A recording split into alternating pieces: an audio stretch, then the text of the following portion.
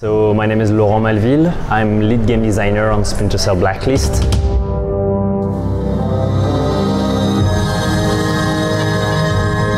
Today we're going to show you the Chicago mission that we call American Consumption. It's actually the first Blacklist attack on the American soil. The mission is super interesting because half of the Fortishland team is planning to go to Dallas, but the other half of the team, Sam and Charlie, have hints that there could be something happening in Chicago. Sam, the kidnappers have been in contact with Chicago PD. Demands? Negative. The only thing they want is to make sure the police steer clear of the area. Why take hostages if you don't want anything? So you start basically on the Navy Pier where the SWAT team is responding to a hostage situation. So you start with an infiltration there through the rooftop of the Navy Pier. You're going to go through a winter, through a hall that had a winter festival, a Christmas festival there, and you're going to discover that it's a bit deserted.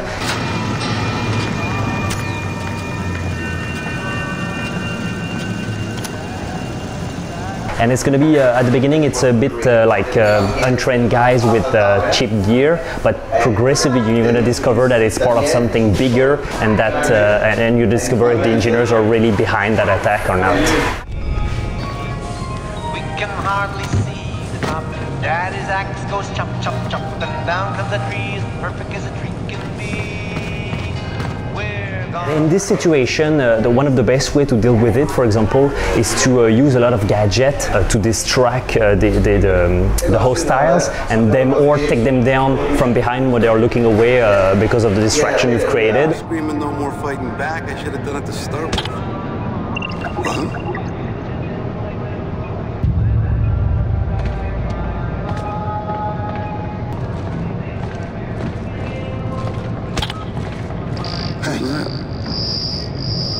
Or pass by them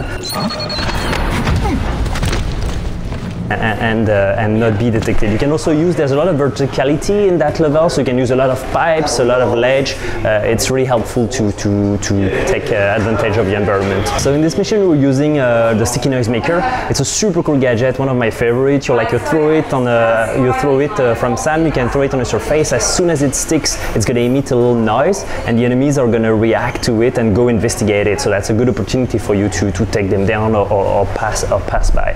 One of them, big guy, thought he was tough. Come on. What the hell was that? I didn't hear nothing. Did you kill him? We're also going to use the sticky camera. The sticky camera comes equipped with a sleeping gas. So from the sticky cam, you can throw it somewhere, attract the enemy to that position, and when the enemy comes to investigate that position, you can release a sleeping gas which is going to make the enemy fall asleep at that moment. And what is also extremely interesting is that you're going to see in that mission that some enemies are of course they react to what's happening around them. So if you take down a guy with the sleeping gas, but you don't take the precaution to hide that body, well, then another guard patrolling there is going to react to it and come investigate what happened with that guy. Hey, you! Get up!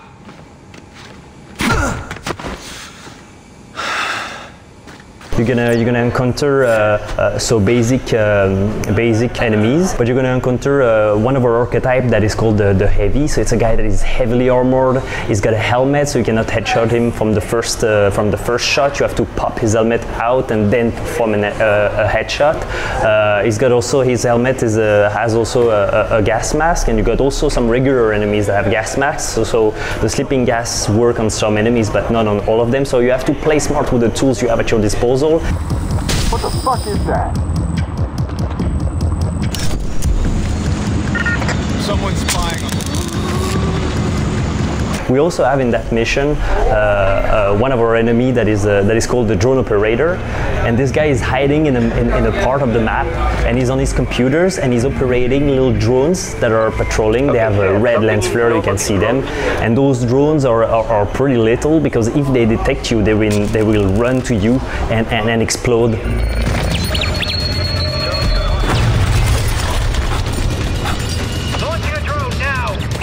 when they are close to you. So you have to use your tools again to sneak behind them or deactivate them. You can also deactivate them if you shoot them once. You can mark them and make them detonate later, because they detonate if you shoot them twice. So what's super cool with the drone operator is that you can sneak by to reach his position, and if you the thing also that I didn't mention is like the drone operator is jamming your vision mode. So suddenly, if you were used to use your night vision or your sonar goggle to progress through your environment, while the presence of that enemy in an area is going to make you're going to have to adapt to the situation and change your plan. And when you're going to take him down, you're going to regain your sonar goggles and your night vision mode, and all the drones that he was controlling are going to be deactivated at that moment.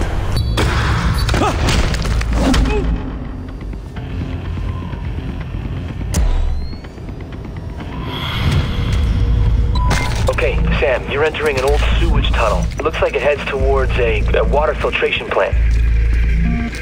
Could be their actual target.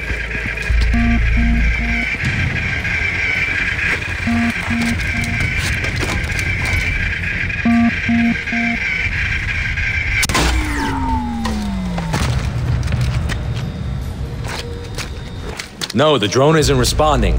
Hang on. Sending another one.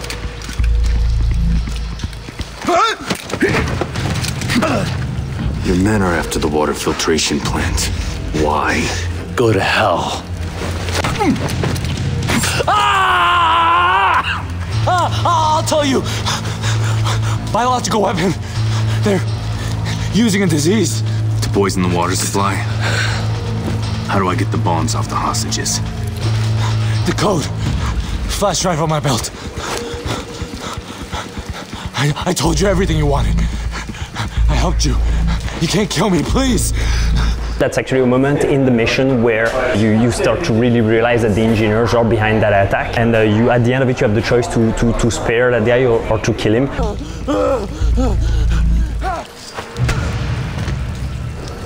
Grim? We heard it all, Sam. Give me a flash drive. Connecting it to my OPSAT now. Relay it to Chicago SWAT. Tell them thanks for their patience. Sam, surveillance footage shows the vans Charlie tagged at the airport arrived here an hour ago. Shit, I'm too late. We don't know that yet. Hurry.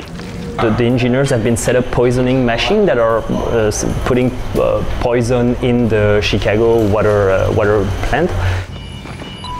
Sam, they're pumping bioagent at 2 locations. I'll take care of them. We can keep the contaminated water inside the plant.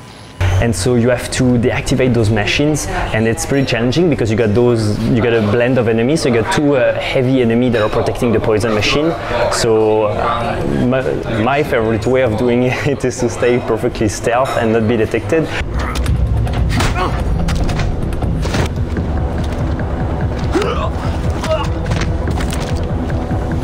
You can also sneak by, like send a distraction gadget like the stickiness maker, and then sneak by the heavies that are protecting those poison machines. It's actually a great way to do it. That's my favorite. What the hell?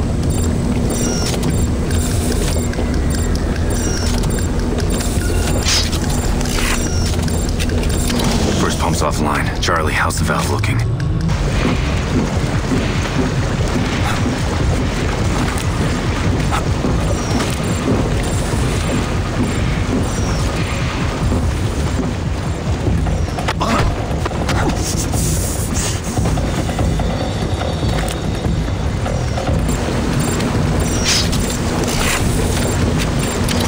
Pump's offline. Grim. It's good work, but it's too late. Shit. What now? And so once you've done that, you're going to have to do an extra objective to prevent the water plant from Chicago to distribute poisonous water to everybody.